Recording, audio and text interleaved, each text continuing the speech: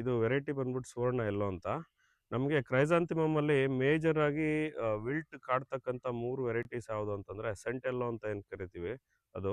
ಎರಡನೇದು ಈ ಸುವರ್ಣ ಎಲ್ಲೋ, ಮತ್ತೆ ತಿರುಗಿ ಇನ್ನೊಂದು ಮಾರಿಗೋಲ್ಡ್ ಅಂತ ಒಂದು ವೆರೈಟಿ ಇದೆ. ಇದಕ್ಕೆ ಹೆಚ್ಚಾಗಿ ನಮಗೆ ಫಿಜೇರಿಯಮು ಮತ್ತೆ ತಿರುಗಿ ವರ್ಟಿಸಿಲಿಯಂ ವಿಲ್ಟ್ಗಳು ಯಥೇಚ್ಛವಾಗಿ ಬಾಧಿಸ್ತದೆ. ನಾವು ಸಾಕಷ್ಟು ರೈತರಲ್ಲಿ ನೋಡಿದೀವಿ. ಗಿಡ ನೆಟ್ಟಿರ್ತಾರೆ, ಗಿಡ ಸಾಯಕ್ಕೆ ಸ್ಟಾರ್ಟ್ ಆಗುತ್ತೆ. ಅದಾದ್ಮೇಲೆ ಹಾರ್ವೆಸ್ಟಿಂಗ್ ಮುಗಿಯೋಷ್ಟೊತ್ತಿಗೆ ಗಿಡದಲ್ಲಿ ಒಂದು ತೋಟದಲ್ಲಿ ಒಂದು ಗಿಡ ಕೂಡ ಉಳಿದಿರೋದಿಲ್ಲ. ಇದರಲ್ಲಿ ಮುಖ್ಯವಾದ ಕಾರಣಗಳೇನು ಅಂತಂದ್ರೆ ನರ್ಸರಿಯಲ್ಲಿ ಈಗ ಅವರು ಯಾವ ರೀತಿ ಡಿಸ್ಇನ್ಫೆಕ್ಷನ್ ಮಾಡಿ ನಾರನ್ನ ಏನು ರೈಸ್ ಮಾಡಿರ್ತಾರೆ ಅನ್ನೋದು ಮುಖ್ಯ ಆಗುತ್ತೆ.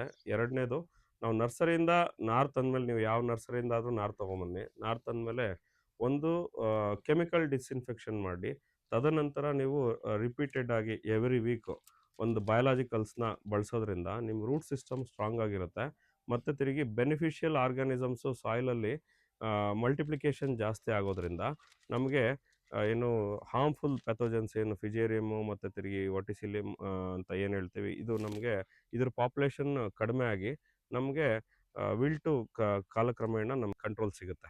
ಕಂಟ್ರೋಲ್ಗೆ ಈ ಕೆಮಿಕಲ್ಸ್ ಮುಖ್ಯವಾಗಿ ಈ ಥೈಫಿನೈಟ್ ಮಿಥೈಲ್ ಅಂತ ಏನು ಹೇಳ್ತೀವಿ, ಮತ್ತು ತಿರುಗಿ ಕಾರ್ಬನ್ ಡೈಸಿಯಮು, ಇವನ್ನ ಇನಿಷಿಯಲ್ ಸ್ಟೇಜಲ್ಲಿ ನೀವು ನಾರು ನಾಟಿ ಮಾಡಿದಾಗ ಮತ್ತು ನಾಟಿ ಮಾಡಿದ ಒಂದು ವಾರದ ಹಂತದಲ್ಲಿ ನೀವು ಡ್ರೆಂಚಿಂಗ್ ಕೊಡೋದ್ರಿಂದ ಕೂಡ ನಿಮಗೆ ಸ್ವಲ್ಪ ವಿಲ್ಟ್ ಅವಾಯ್ಡ್ ಆಗುತ್ತೆ.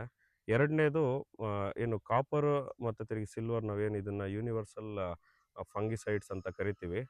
ಈ ಈ ಈ ಇದು ಎರಡು ಇರ್ತಕ್ಕಂಥ ಕೆಲವು ಪ್ರಾಡಕ್ಟ್ ಇದಾವೆ ಮಾರ್ಕೆಟಲ್ಲಿ. ಈ ಕೋಪರ್ಟ್ ಬಯಾಲಜಿಕಲ್ ಸಿಸ್ಟಮ್ದು ವೇನಿಗೋಕ್ಲಿನ್ ಅಂತ ಒಂದು ಪ್ರಾಡಕ್ಟ್ ಇದೆ.